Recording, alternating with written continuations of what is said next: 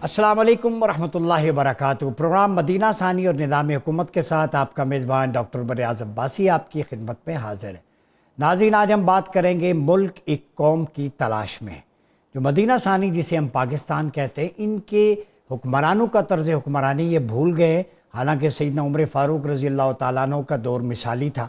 इस आय मुबारक से आप आगाज़ करते हैं जो सूरह हाक़ा chapter number 69 of the Holi Quran है और इसकी आयत नंबर 18 है।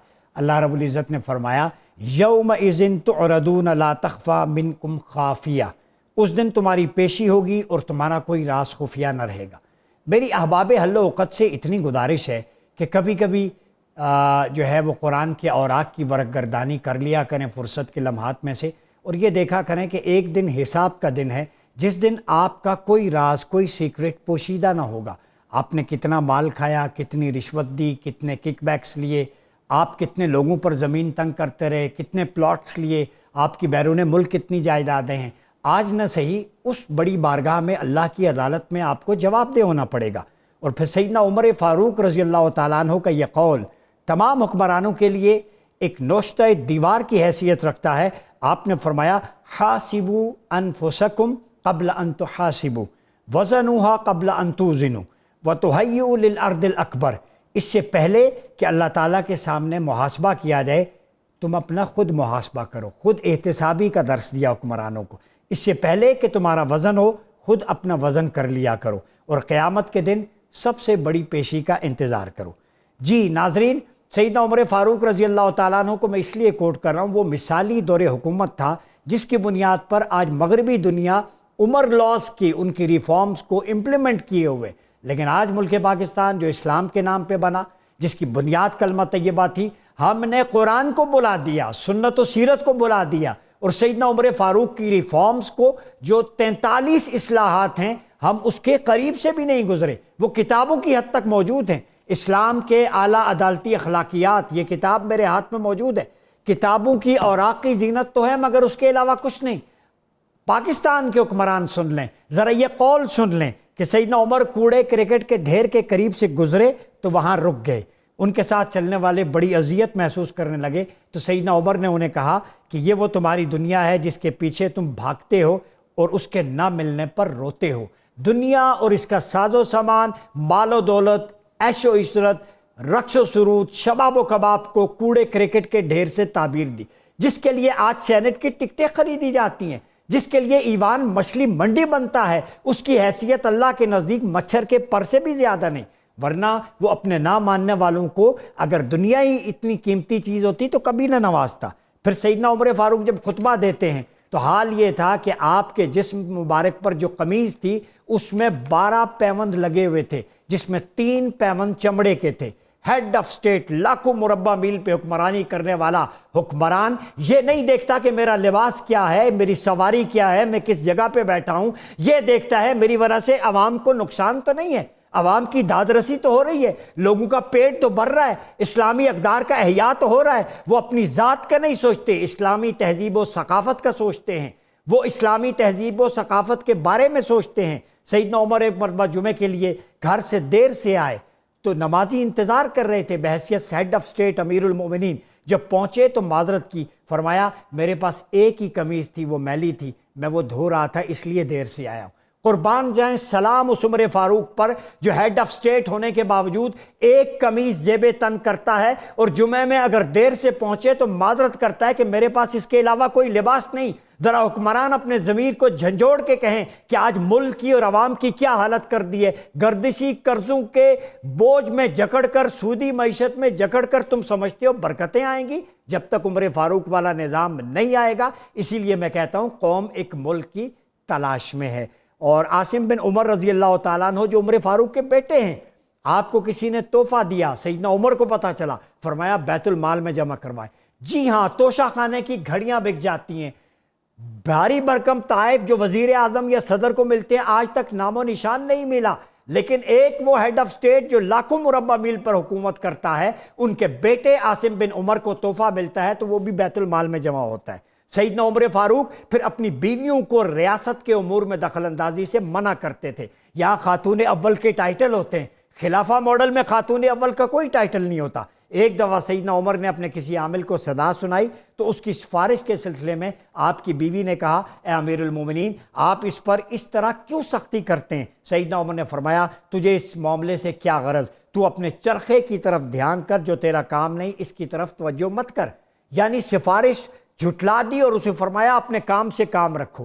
ناظرین یہ وہ ماڈل ہے کہ ملکہ روم کا تحفہ ایک ہار کی صورت میں ملا سیدنا عمر فاروق رضی اللہ تعالیٰ عنہ کی زوجہ کو، آپ نے وہ بھی بیت المال میں جمع کروا دیا۔ پوچھا یہ تو تحفہ تھا، فرمایا یہ عوام کی امانت ہے، عوام پر خرچ ہوگا۔ پھر اسید وہ انصاری عورت تھی جنہوں نے رسول اللہ کی بیعت کی تھی اور غزوہ احد میں مشک کے پانی بھر بھر کے پلاتی تھی زخمیوں کو، آپ نے وہ چادر اور وہ تحفہ اس صحابیہ کو دے دیا اور ان کا اکرام کیا۔ پھر سیدہ حفصہ اور آپ جو ہے وہ مال ملا آپ کو کہیں سے، تحفے میں کچھ چیزیں ملی تو سیدنا عمر نے فرمایا یہ بیت المال میں جمع کرواؤ، لوگوں کا حق ہے۔ پھر سسرالی رشتہ داروں کو ذاتی مال سے 10,000 درہم عطا کیے اور جھڑک کے منع کر دیا کہ آئندہ کے بعد بیت المال کے مال میں سے مجھ سے کچھ نہ مانگنا، یہ عام لوگوں کا حق ہے۔ پھر اپنی جیب سے ان کو عطا کیا۔ یہ ہوتے حکمران۔ اندازہ کریں کہ سیدنا عمر لوگوں کے مال سے کس قدر اجتناب کرتے تھے، اپنے رشتہ داروں، اپنے اہل خانہ کو اپنے منصب خلافت کی مدد سے معمولی سامان حاصل کرنے سے بھی روکتے تھے۔ اگر سیدنا عمر نے اپنے اور اقربا کے لیے اپنا میدان کھلا چھوڑتا، خوشحال رہتے، تو پھر خزانہ خالی ہو جاتا، لوگوں کے لیے پریسیڈنٹ، لوگ بھی خائن بن جاتے۔ تو آپ نے خوشحالی کی زندگی بسر کرنے کی بجائے قسم پرسی کی حالت میں اتنے بڑے علاقے پہ حکمرانی کی، اور جب قرآن کی تلاوت کرتے تو پھوٹ پھوٹ کے روتے اور سیدنا علی سے پوچھتے کہ کیا میں نے حق ادا کر دیا ہے، قیامت کے دن میری باز پرس نہ ہو؟ تو سیدنا علی آپ کو دلاسا دیتے، آپ کا بوسہ لیتے، فرمایا امیر المومنین آپ نے حق ادا کر دیا۔ انہی تمام موضوعات پہ انشاءاللہ بات کریں گے، طرز حکمرانی کیسا ہو، پولرائزیشن کیسے ختم ہو، اور ایسے حکمران اس ملک میں کیسے آئیں۔ ہمیں جوائن کیا ادر صدیق صاحب نے، سینئر قانون دان ہیں، ہمارے ساتھ موجود ہیں حسن مرتضیٰ صاحب، پاکستان پیپلز پارٹی سے آپ کا تعلق ہے، اور ہمیں جوائن کر رہے ہیں شاہد خٹک صاحب جن کا تعلق پاکستان تحریک انصاف سے ہے۔ اظہر صدیق صاحب آپ سے شروع کروں گا کہ اس وقت جو سچویشن ہے، ملک ایک قوم کی تلاش میں ہے۔ پہلے قوم ملک کی تلاش میں تھی، اور اب لگتا ہے کہ ملک کو ایک قوم کی ضرورت ہے جو یونائٹڈ ہو، ان سارے ایشوز سے نبرد آزما ہو سکتے۔ تو آپ کیا سمجھتے ہیں کہ ابھی فالٹ لائنز بھی بڑھ گئی ہیں، ہمارے اندر ٹالرنس بھی ختم ہو گیا ہے، عوام کی حالت زار بھی آپ کے سامنے ہے، اس سارے میس کا سولوشن آپ کیا دیکھتے ہیں؟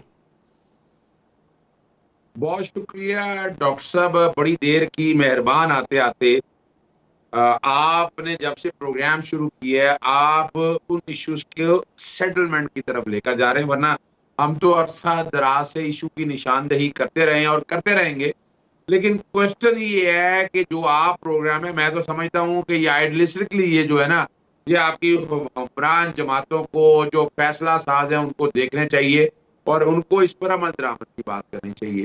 اب دیکھیں، ہم نے کوشش ہی نہیں کیا، جب سے پاکستان بنا ہے ہم نے کوشش ہی نہیں کی کہ اس کو اپنا اس ملک کو، ایک قوم کو یکجا کر کے قوم کی شکل دے دے۔ ہر ایک نے اپنا علیحدہ گھر بنا لیا، علیحدہ مسجد بنا لی، علیحدہ سیاسی جماعتیں ساری علیحدہ ہونی چاہیے، لیکن ایجنڈا ہم ایک نہیں رکھ سکے، ہم ایک پالیسی ایک نہیں رکھ سکے کہ ایک پالیسی فریم ایسا ہوگا کہ تمام سیاسی جماعتیں اس پالیسی فریم پہ یہ طے شدہ بات ہے اور اس کے مطابق چلیں۔ جو کوئی اور دیکھیے، آپ نے دیکھا ہے جب ڈکٹیٹر آتا ہے اپنی مرضی سے آئینی ترامیم کرتا ہے، معاملوں کو لپیٹ لیتا ہے، اور جب وہ نہیں آتا تو وہ پیچھے کھڑا تارے کھینچتا رہتا ہے، اور ہماری سیاسی جماعتوں کے کئی ملازم جو ہیں وہ ان تاروں میں الجھتے جاتے ہیں۔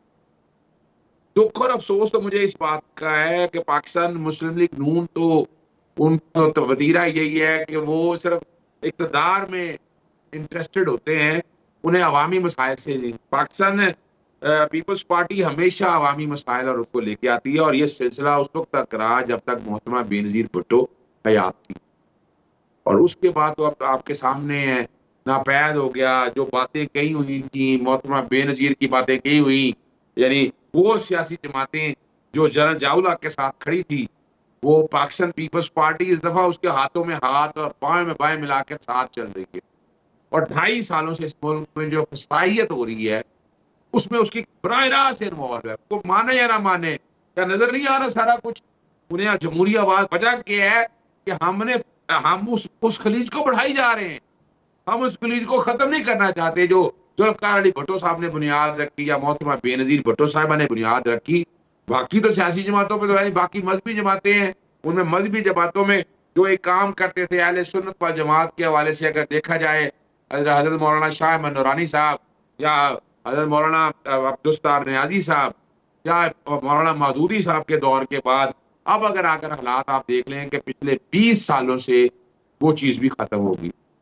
پھر عدم برداشت اور قوم بنانے کے واسطے نوازا نصر اللہ جیسے جو لوگ ہیں وہ بھی ہم میں نہ رہے. شاید خٹک صاحب آپ کی طرف آتا ہوں, یہی سوال آپ کی طرف لے کے آؤں گا کہ ہماری ایتھکس اور مورالٹی کا سٹینڈرڈ گرتا جا رہا ہے. پولیٹیکل ڈائنامکس کو اگر ہم دیکھیں تو میں ایک شخص کی یا ایک پارٹی کی بات نہیں کرتا, جلسے جلوسوں میں سوشل میڈیا پہ بلو دا بیلٹ جو لینگویج ہے اداروں پہ اپنے مخالفین پہ, اور یہ ایتھکس آف ڈس ایگریمنٹ تو یہ آپ کا مجھ سے اختلاف ہونا چاہیے پرنسپل پہ, میرا آپ سے, اور یہ تو اپریشیٹ کرنا چاہیے, اختلاف تو بہتری کے لیے ہوتا ہے. تو سیاستدانوں کو بھی کوچنگ کی ضرورت ہے. یہ کس طرف جا رہا ہے معاملہ؟ ڈاکٹر صاحب دیکھیں, اگر آپ تحریک انصاف کی بات کریں تو الحمدللہ تحریک ہے اور عمران خان صاحب کی جو تربیت ہے اپنے لیڈر کی, جی دیکھیں ہمارے رویوں کے اوپر آپ کو اعتراض ہو سکتا ہے کہ ہم شاید تھوڑے تہ بولتے ہیں.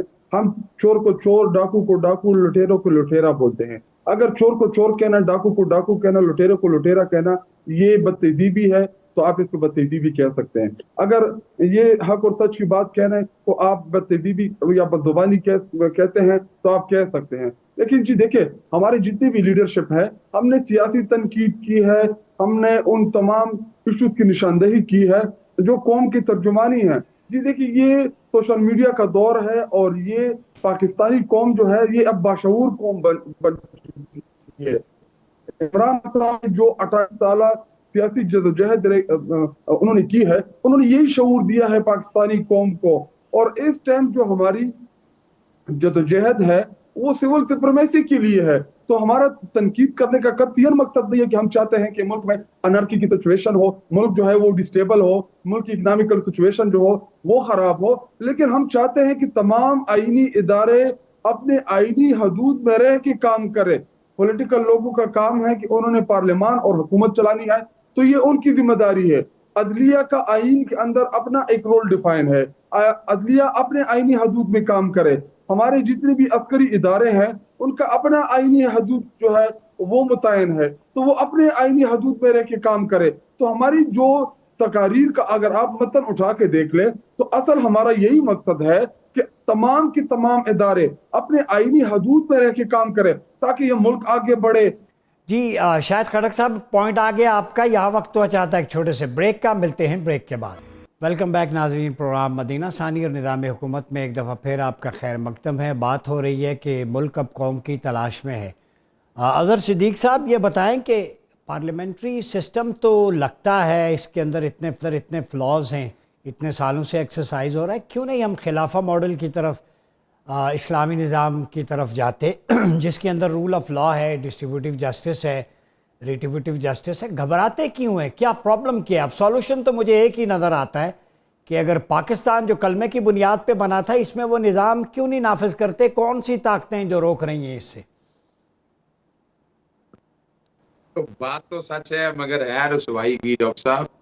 دیکھیں یہ یاد رکھیے گا, پاکستان جب بنا تھا تو پاکستان کے خلاف کام کرنے والی قوتیں آج بھی زندہ ہیں اور وہ کام کر رہی ہیں اور وہ انہی طاقتیں ہیں. اور اس وقت دیکھیں نا ابھی کیا ہو رہا ہے, ہمیں کیا کہا جا رہا ہے, ہمیں لگایا جا رہا ہے کہ اسرائیل کو تسلیم کر لیں, اسرائیل کو تسلیم کر دیں. ہم شاید قرآن مجید کو جھٹلانا چاہتے ہیں اور یہاں ہم حضرت قائد اعظم جو ہمارے لیڈروں نے ہمیں بتایا ہم ان سے نکلنا چاہتے ہیں. اگر تاریخ یاد ہو سوال ہی پیدا نہیں ہو. یعنی جب ابھی آپ کو تو اپنے قرآن مجید پہ اور دین پہ یقین کرنا ہے, جب ایک ایک چیز لگی ہے تو یعنی آپ کو رب پہ یقین نہیں ہے. وجہ اور اسی وجہ سے ہے کہ آپ کے ہاں ہائیبرڈ رجیم چلتا ہے, کبھی ڈکٹیٹرز آ جاتے ہیں, جمہوریت نام کی کوئی چیز نہیں ہے. جس دن آپ رول رول آف لا ہو جائے گا اس ملک میں. اور وہ آپ جو بات کہہ رہے ہیں میں اتفاق کرتا ہوں خلافت کا, اس میں تو کوئی شک ہی نہیں ہے. وہ اتنا کامیاب نظام چل رہا ہے, آپ جو مرضی کر دیں, تاحیات تاحیات قیامت تک لے جائے, وہ جو یہ نظام دے سکتا ہے وہ نہیں دے سکتا. لیکن وہ اپنا گلی میں اپنا گھنٹی کون باندھے گا گلے میں؟ آپ کے پارلیمنٹرین میں ابھی دیکھیں نا, ابھی کوششیں کاوشیں کیا ہو رہی ہیں, اپنے اقتدار کو بچانے کے لیے مخصوص نشستیں ہم ترمیم کر لیں, جناب الیکشن ہم نے نہیں کرانا ترمیم کر لیں. ہم ابھی ججز کو عمریں بڑھانے کے لیے وہ لگے ہوئے ہیں اس تقدوں میں کہ ہم اس نظام پہ قبضہ رکھیں, کہ سونی طاقتوں کا جو نظام ہے اس پہ قبضہ کیسے رکھنا ہے. یہ نہیں سوچا بھئی اگر آئینی ترمیم اکٹھی ہو رہی ہے تو یار اس کے اندر بیٹھ کر دو تہائی اکثریت کے اندر کنورٹ کر دو اس کو, اس کو خلافت کا نظام. نہیں اظہر صدیق صاحب, خلافت آپ کہہ رہے کوئی قانونی طور پہ کوئی پروویژن بتائیں کہ کس طرح اس نظام کو ریپلیس کیا جا سکتا ہے خلافہ ماڈل سے. جی کوئی مشکل کام نہیں ہے سر. آرٹیکل 227 موجود ہے آپ کے پاس. آپ کو یہ جمہوری جو پرائم منسٹر کا جو سٹرکچر ہے نا اسمبلی کا, ٹھیک ہے نا جی, آپ کو اس کو سٹرکچر میں بدلنا ہے. جب آپ ججز کی تعداد بڑھانے لگے ہیں, ججز سے ستیہ ناش تو کرنے لگے سارے اس نظام کا, اور اس میں پھر عرض کرتا ہوں کہ پاکستان پیپلز پارٹی سارے نظام کا اس وقت حصہ بنی ہوئی ہے. مجھے توقع نہیں تھی ان سے, میں جو کہ بڑا قائل ہوں, لیفٹسٹ جماعت ہے, لیکن جس طرح یہ چل رہی ہے وہ مجھے تو نہیں نظر آتا کہ یہ اس طرح کی چیزوں کو سیٹل کریں گے. آج کل اقتدار کے مزے لے رہا اور اقتدار رکھنا چاہیے, اور اقتدار رکھنا بھی چاہیے, کیونکہ جب آپ کے پاس ہوگی باؤنڈری, جب آپ کے پاس ہوگی, جب قبضہ ہوگا آپ کے پاس, تو آپ چلا سکیں گے. اب کوئی مشکل کام ہی نہیں ہے. آپ دیکھیں نا اس میں بیٹھ کے آئیں, ایک کانفرنس ہولڈ کریں, اس کا لیگل سٹرکچر ڈسکس کریں, کانسٹیٹیوشن سٹرکچر ڈسکس کریں, کوئی مشکل کام نہیں ہے. صرف یہ جمہوری نظام سے نکال کے آپ کو اس طرف لے کے آنا ہے, اور جب آپ آئین پہ ترمیم کر لیں گے تو رول آف بزنس میں جو بیوروکریسی کا کردار ہے ڈائلیوٹ کرنا ہے, ختم کرنا ہے, کوئی مشکل کام نہیں. بالکل صحیح. حسن مرتضیٰ صاحب یہ بتائیں کہ کتاب میرے سامنے, یہ کتابیں پڑھی ہیں, نوٹس پڑھے ہیں, ٹھیک ہے, ریسرچ اور آبجیکٹیو ریزولوشن سے لے کے آرٹیکل 1 سے 38 تک socio economic well being of the people ریاست کی ذمہ داری تھی. تو دل پہ ہاتھ رکھ کے بتائیں, جس پارٹی سے بھی ہوں, کیا عوام کو پینے کا صاف پانی, فری ایجوکیشن, ہیلتھ فیسلٹیز یہ میسر ہیں, اور ربا جو سود ہے eliminate as early as possible, clause F کہتی ہے, اظہر صاحب بیٹھے ہیں, کیا یہ ساری چیزیں ہو چکی ہیں؟ اگر نہیں ہوئی تو پھر کتاب میں دیکھنے کے لیے یا زیارت کے لیے رکھی ہیں, یا ان کو امپلیمنٹ بھی کیا جاتا ہے؟ جی بہت شکریہ جی. بالکل جی, آپ نے بالکل درست کہا. ہمارا جس بھی پارٹی سے تعلق ہو, جس بھی پلیٹ فارم سے سیاست کر رہے ہوں, ہم سب سے پہلے تو پاکستانی ہیں, اور پھر اس آئین کے تابع, اور جو آئین ہمیں حقوق دیتا ہے ان حقوق کا ہمیں ملنا یہ بہت ضروری ہے. اور اگر وہ ہم تک آج تک نہیں پہنچ پائے تو وہ واقعتاً جو ہے وہ فیلئر ہے. اور میں جو آپ کہہ رہے ہیں سسٹم کے حوالے سے, تو بالکل وہ سسٹم کی بھی خامیاں ہیں, اس میں سیاسی قیادتوں کے بھی جو مسائل ہیں وہ بھی آپ کے سامنے ہیں.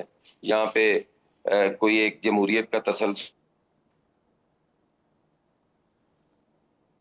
بڑا کامیاب رہا ہے, وہاں پہ بہت کم چیزیں ایسی ہیں جو عوام کی دسترس سے دور ہے.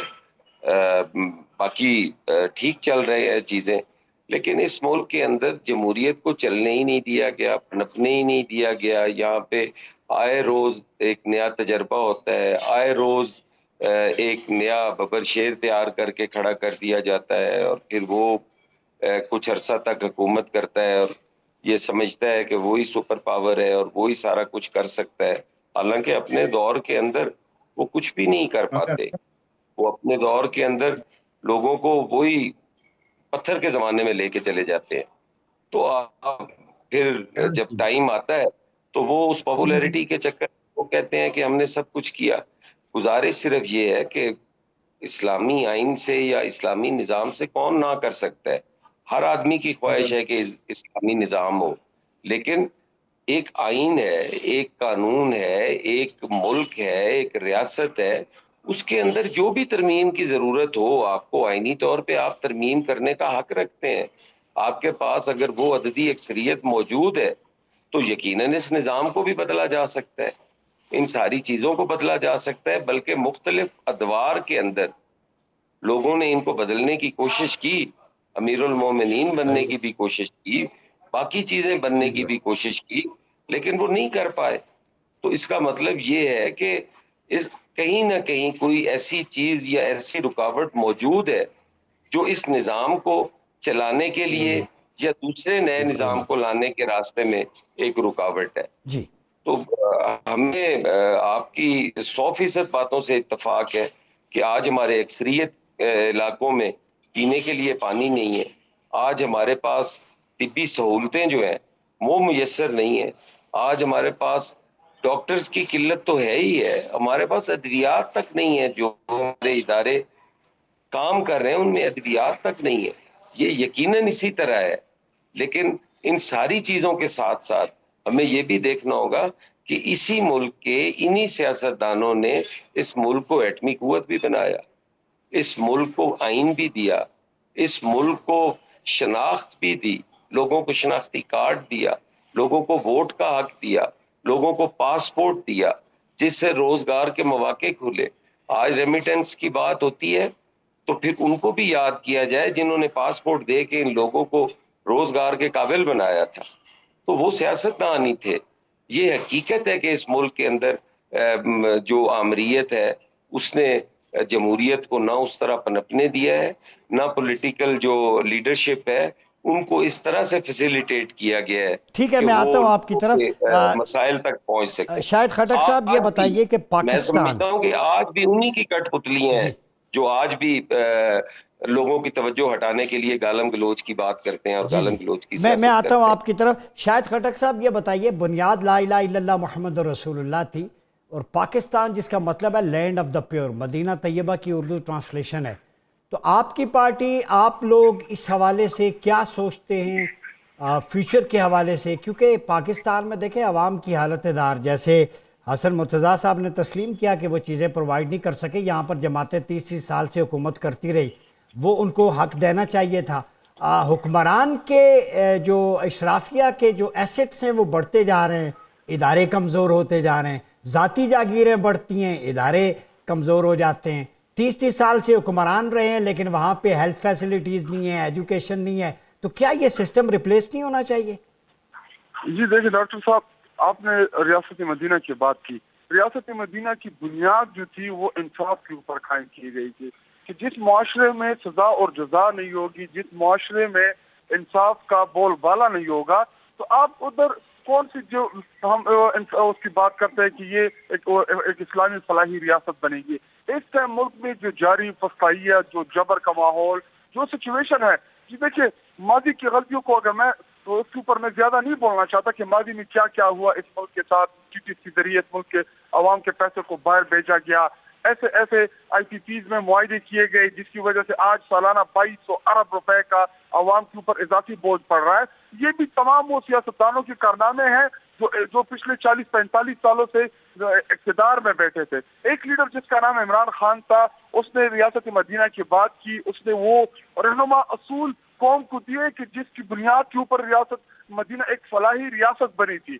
تو اگر آج ہم چاہتے ہیں کہ پاکستان میں ایک فلاحی اسلامی یہ ملک بنے تو اس کے لیے سب سے پہلے جو بنیاد ہے وہ انصاف کے اوپر ہے. کہ دیکھیے میں کل میرے اوپر اسلام آباد پولیس کی طرف سے ایک FIR کاٹی گئی ہے کہ آپ اور اسد کیسر دونوں جا رہے تھے، آپ نے پولیس کے اوپر جو ہے گاڑی چڑھا دی اور آپ نے ان کو گالیاں دی. اور میں آن دا ریکارڈ آپ کے شو میں حلفاً ایماناً یہ بات کرتا ہوں کہ اسد کیسر صاحب کے ساتھ میں تقریباً 25 جب وہ صوبائی اسمبلی کے اسپیکر تھے اس ٹائم میں نے ان کے ساتھ ٹریول کیا تھا گاڑی میں. اس کے بعد میں کبھی ان کے ساتھ ٹریول پہ نہیں کیا، لیکن میرے اوپر FIR کاٹ دی، ہمارے MNA کے اوپر FIR کاٹ دی.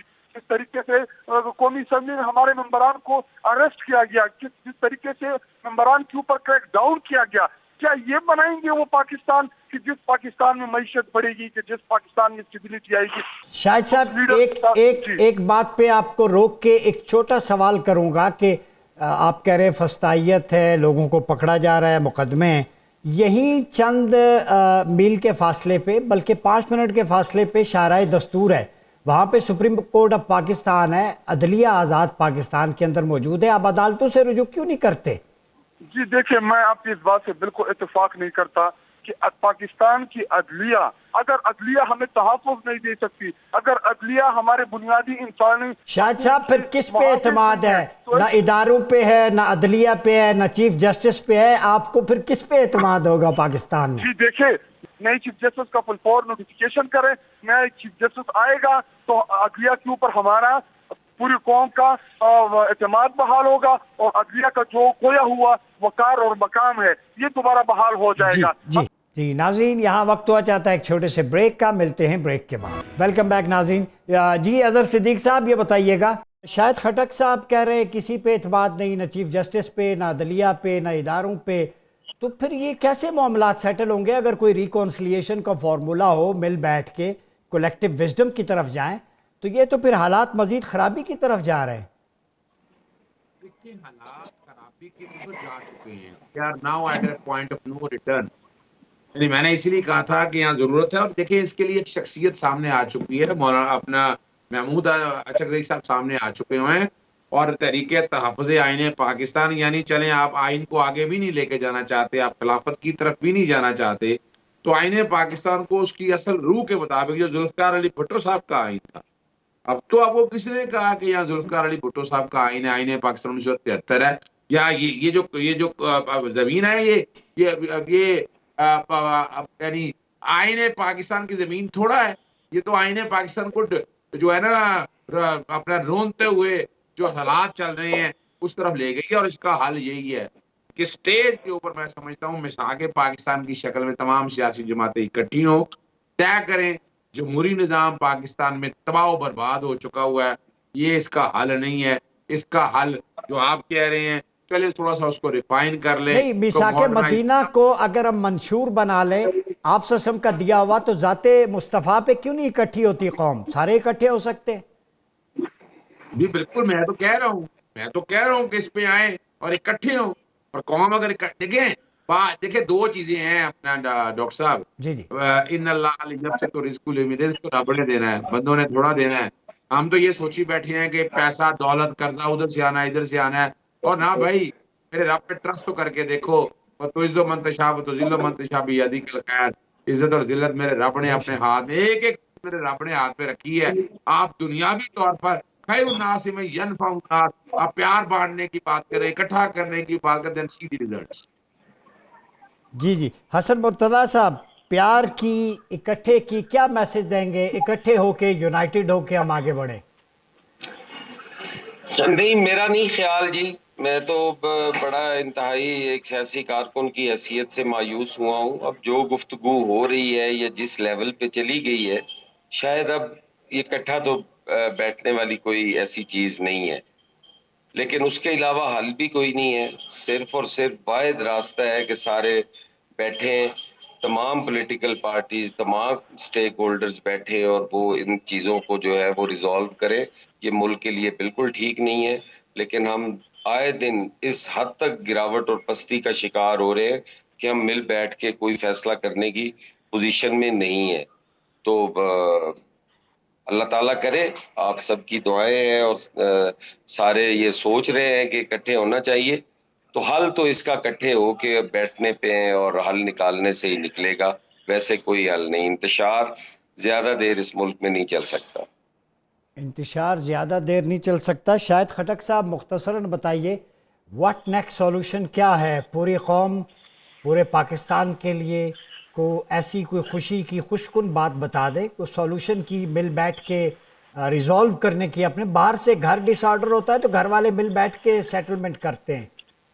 ڈاکٹر صاحب دیکھیں، ایک تو یہ کہ آپ جس بیٹھنے کی بات کر رہے ہیں، بیٹھنے کے لیے ایک ماحول چاہیے ہوتا ہے. ہمارا لیڈر ہمارے لیڈرشپ کو پچھلے 1 سال سے زائد کارسا ہو گیا کہ اور اس کے ساتھ ساتھ تقریباً 60 سے 70 ہزار ہمارے کارکنان کے اوپر FIR، ان کو جیلوں میں ڈالا گیا، چادر اور چاردیواری کی تقدس کو پامال کیا گیا، ہمارے گھروں کی بے عزتیاں ہوئی، ہمارے لوگوں کو، ہمارے تحریک انصاف کے لوگوں کو پارٹی سے الگ کیا گیا، ان کے اوپر تشدد کیا گیا. اس کے بعد ہم پارلیمان میں آئے، ہم نے یہ پیغام دیا کہ ہم پارلیمانی سسٹم میں رہ کر پولیٹیکل جدوجہد کریں گے اور اپنا موقف قوم کے سامنے رکھیں گے پارلیمان کے اوپر. لیکن تقریباً 2 دن پہلے ہمارے تمام کے تمام MNAs کے اوپر FIR انہوں نے کاٹ دی ہے. وہ اب پارلیمان آئیں گے تو یہ ان کو اریسٹ کریں گے. تقریباً 15-16 کو تو یہ اریسٹ کر چکے ہیں.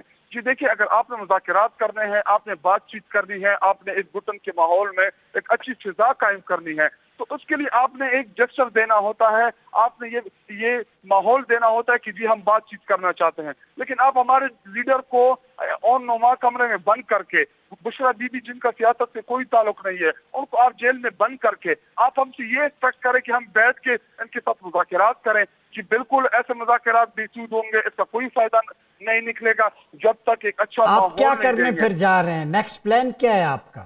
جی دیکھیں ہم ہمارے پاس ایک ہی راستہ ہے کہ ہم عوام کی طرف جائیں گے، ہم پروٹیسٹ کی طرف جائیں گے، ہم عوامی دباؤ بڑھائیں گے اور ہم پورے پاکستان میں، ہم نے جمعے کو کال دی ہوئی ہے، انشاءاللہ پورا پاکستان جو ہوگا وہ روڈوں کے اوپر ہوگا اور اس ظلم اور فسادیت کے خلاف ہماری جو حقیقی آزادی کے لیے جو جدوجہد ہے انشاءاللہ ہم یہ جاری رکھیں گے. اور حقیقی آزادی کی جدوجہد کا مطلب اس ملک میں rule of law, civil supremacy ہے. حسن مرتضیٰ صاحب، یہ تو چیزیں کچھ اور کہہ رہے ہیں. جمعے کو کال دی ہوئی ہے، پورا ملک باہر آئے، تو اکانومی اور ملک متحمل ہو سکتا ہے؟ حسن مرتضیٰ صاحب. قطعاً نہیں جی، ہمارا ملک اس چیز کا متحمل نہیں ہو سکتا. جو حالات ہیں ان کے میں اگر آپ دیکھیں تو نہیں ہو سکتا. لیکن میرا خیال ہے شاید یہ چاہتے بھی یہی ہیں کہ معاشی طور پہ پاکستان اتنا بدحال ہو جائے کہ مجبوراً انہیں گھٹنے ٹیکنے پڑے اور یہ چیزیں ہوں. جیسے پہلے IMF کو خط بھی لکھے گئے اور اب بھی 126 دن کا آپ دھرنا دیکھ لیں، اس میں بھی جو ہوا وہ ساری قوم نے دیکھا کس طرح سے پاکستان کی اکانومی کو جھٹکے لگے، جن کا کیپٹل ہی 126 دن تک بند رہے، کوئی باہر سے آ نہیں رہا، کوئی جا نہیں رہا. تو کس طرح یہ نظام چلنا ہے؟ آپ نے احتجاج کرنا ہے، آپ ضرور پرامن احتجاج کریں. آپ جتنی جگہ کھلی آپ کو درکار ہو وہاں پہ آپ بیٹھیں، احتجاج کریں. لیکن اس طرح سے حکومتی نظام کو روک دینا، حکومتی پہیے کو روک دینا، اس سے میں نہیں سمجھتا کہ کوئی بہتری کی طرف ہم جائیں گے. یہ خرابی ہے اس ملک کے لیے.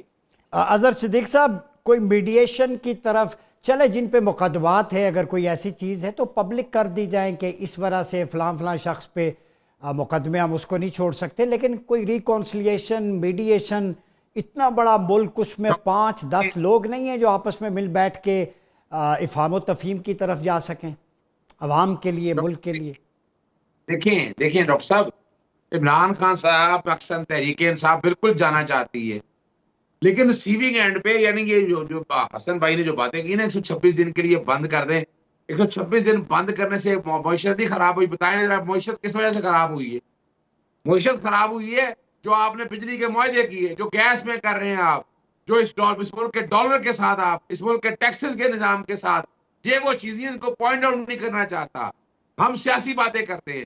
اس ملک کو اگر آگے لے کے جانا ہے تو آئیں ایک ایلڈرلی کاؤنسل بنائیں. چلے میں آپ کو حل دیتا ہوں اس کا. ایک ایلڈرلی کاؤنسل بنائیں اس کے اندر، اور یہ کوئی مہینوں کا کام نہیں ہے، یہ دنوں کے اندر طے ہوگا. ایلڈرلی کاؤنسل میں بیٹھے سارے اکٹھے ہوں اور اس ملک کو لے کے جائیں. اور دوسری جو بات ہے نا، دیکھیں ایک اور حل بھی ہے اس کا. یعنی یہ ڈرامہ کیا جاتا ہے کہ جناب الیکشن ہوں گے، پیسے لگیں گے. بھائی 20-25 ارب 30 ارب 40 ارب سے کچھ نہیں ہونے لگا. یہاں اربوں روپے کی کرپشن کے سکینڈل آپ نے ضائع کر دی ہیں. آپ ایلڈرلی کاؤنسل بیٹھے، ریزالو کریں سارے نظام کو، ایلڈرلی کاؤنسل میں بیٹھ کر طے کریں اور اس ملک کا مقدر آگے طے کریں کہ کیسے لے کر چلنا ہے. اور اس کے لیے وہی ہو کہ جو عوام ووٹ ڈالے، جو عوام کہے وہی آگے چلے گا. نہیں، اس کونسل میں کون کون ہوگا ایلڈرلی کونسل میں؟ دیکھیں ایلڈرلی کونسل میں آپ کو بتا دیتا ہوں. میری بات سنیے گا. میں تو اس بات پہ اتفاق ہی نہیں کرتا کہ اس میں عدلیہ بھی ہونی چاہیے، اس میں اسٹیبلشمنٹ بھی ہونا چاہیے، اس میں بیوروکریسی بھی ہونی چاہیے. میں بالکل اس بات پہ اتفاق نہیں اسٹیک کرتا. ہولڈرز تو ہیں وہ کے اندر سیاسی جماعتیں ساری اکٹھی ہوں، آپ کیا سول سوسائٹی ہو، آپ کے ایلیٹ کلاس ہو، یعنی وہ سٹیک ہولڈر یہ والے. باقی اداروں کو آٹومیٹکلی ان چیزوں میں جب یہ فیصلہ ہو جائے گا اس کے بعد ان کو اگر شروع میں انوالو کر لیں گے ان سب کو تو کوئی مسئلے کا حل نہیں ہوگا. بہت شکریہ اظہر صدیق صاحب، حسن مرتضیٰ صاحب، شاہد خٹک صاحب، آپ نے گفتگو سنی۔ ناظرین، ملک ایک قوم کی تلاش میں ہے، قرآنک پرسپیکٹیو میں اس وقت ملک جن حالات سے گزر رہا ہے، ایک آیت پوری قوم کے دلوں پہ، ان کے ذہن پہ نقش کرنے کے لیے اس کا مفہوم بیان کروں گا۔ اللہ رب العزت نے فرمایا وَاعْتَصِمُوا بِحَبْلِ اللَّهِ جَمِيعًا وَلَا تَفَرَّقُوا، اللہ کی رسی کو مضبوطی سے تھامے رکھو اور تفرقے میں نہ پڑو۔ یہ اللہ کی رسی اللہ کا نظام ہے، اللہ کی رسی اللہ کے حبیب کی سنت اور سیرت ہے، اس کا لایا ہوا نظام ہے۔ جب ہم اکٹھا ہونا چاہیں، ساری تفریقیں مٹانا چاہیں، تو ایک نقطہ وحدت ہے، وہ اللہ اور اس کے رسول کی ذات ہے۔ آئیں ربیع الاول کے مہینے میں ذات مصطفیٰ کو اپنا مرکز و محور بنا لیں، اپنی ساری دشمنیاں دوستوں میں بدل جائیں گی، کیونکہ اللہ رب العزت نے فرمایا کہ فَأَصْبَحْتُمْ بِنِعْمَتِهِ إِخْوَانًا إِذْ كُنْتُمْ أَعْدَاءً فَأَلَّفَ بَيْنَ قُلُوبِكُمْ فَأَصْبَحْتُمْ بِنِعْمَتِهِ إِخْوَانًا، کہ یاد کرو وہ نعمت کو جب تم آپس میں جھگڑالو تھے، ایک دوسرے کے دشمن تھے، اللہ نے تمہارے دلوں میں الفت ڈال دی اور نعمت عظمیٰ حضور کی ذات کے سبب تمہیں بھائی بھائی بنا دیا۔ پاکستانیوں، اگر رشتہ اخوت میں مواخات میں جڑنا ہے تو انصار و مہاجرین کا مواخات مدینہ اپنا لو، اور آپ صلی اللہ علیہ وسلم کا رشتہ مودت اور نسبت اپنا لو۔ حضور کی ذات مرکز وحدت ہے، تاکہ اس ملک میں برکتیں بھی ہوں، خوشحالی بھی آئے۔ اپنا بہت خیال رکھیے گا۔ اپنے میزبان ڈاکٹر عمر ریاض عباسی کو اجازت دیجیے۔ اللہ حافظ۔